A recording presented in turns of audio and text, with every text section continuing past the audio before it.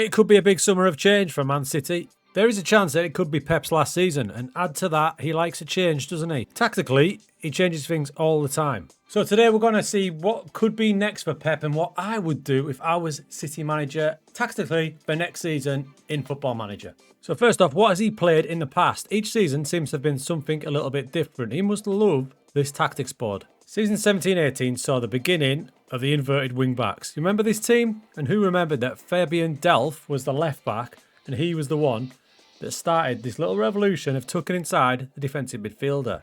In FM terms, it looked a little bit like that. You had the inverted wing back tucking in next to the defensive midfielder, and then coming across was the fullback. So you got your 3-2-5 effectively.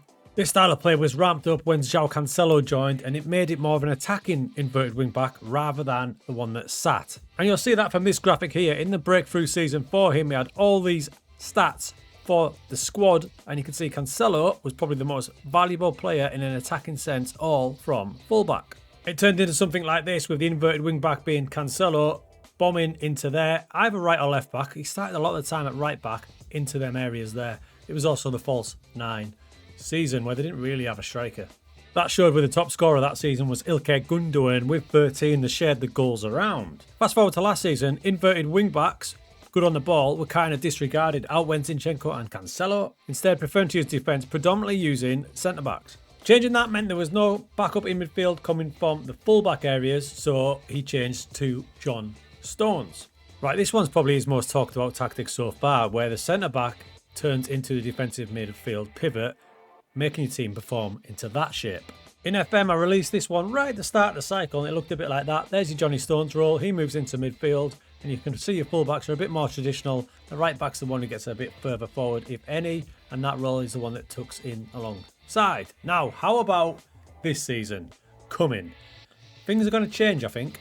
Now, this tactical approach I'm going to bring in is based on the FA Cup final, where Erik ten Hag got the better of Guardiola, as Guardiola admitted the team were too narrow, and they only got better when he brought Doku on and they played a bit wider.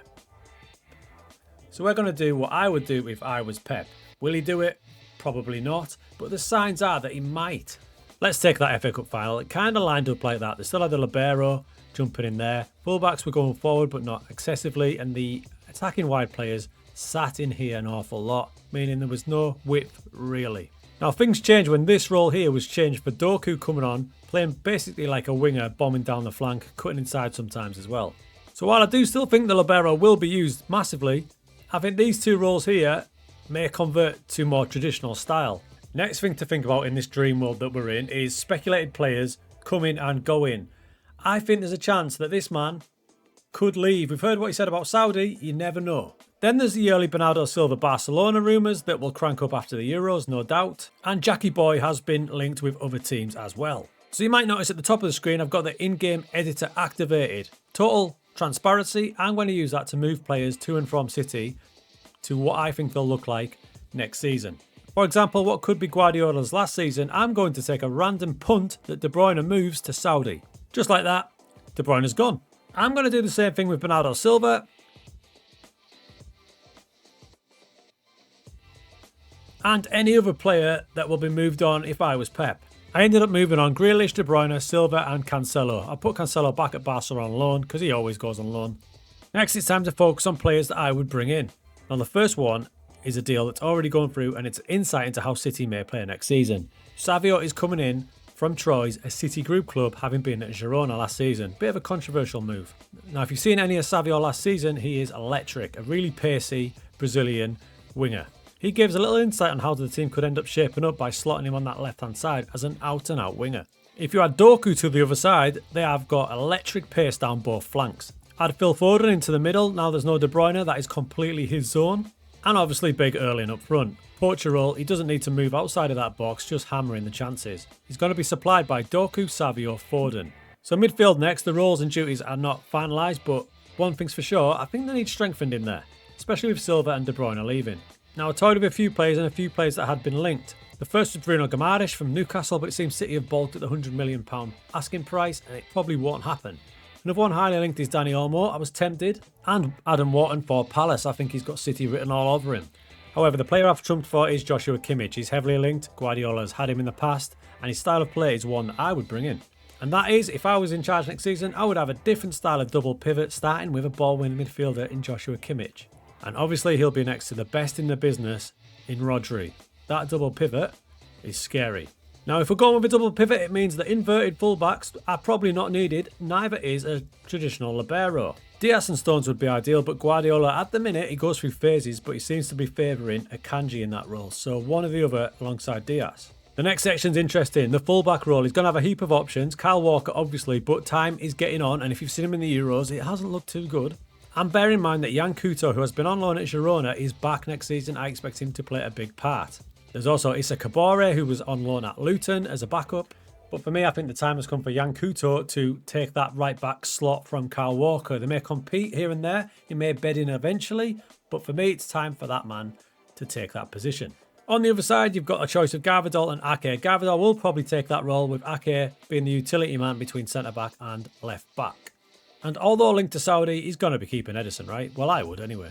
Right, crew, so if I'm Pep Guardiola, that's the tactics and transfers I'm making this season. It gives him more options. So let me explain. It looks like a basic 4-2-3-1, but you've got out-and-out wingers, which are electric, who's going to supply Haaland.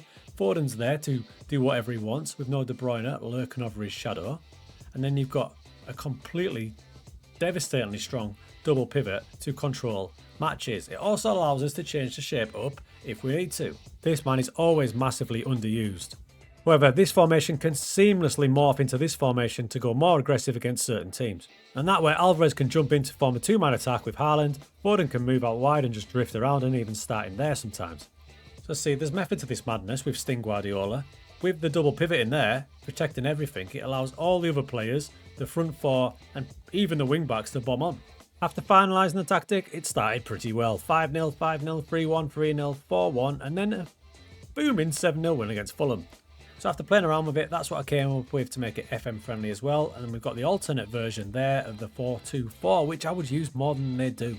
Another point on the bench, you can see we've got options. Akanji, Walker, they may well play, but this is just what I would do with the team. But you've also got James McAtee, who's going to have a big year, Oscar Bob. So there's going to be more reliance on the youth team as well. I mean, that's what I'd do. They'll probably go and spend 900 million on 2 players, but you know what I'm saying.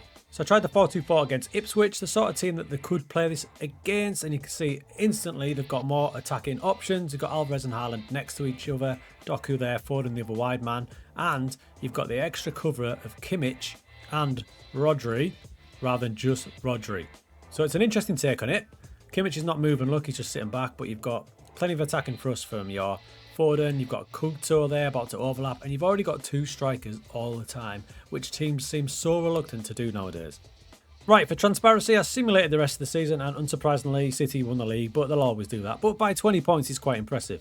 94 goals and only 21 against, and that's what I'm talking about, only 21 against. For me, that's all down to this double pivot with 2 people doing it rather than just one, and still not losing the creativity. Very good season, a couple of glitches here and there thanks to my assistant manager for messing that one up, and they got knocked out of the Champions League by PSG.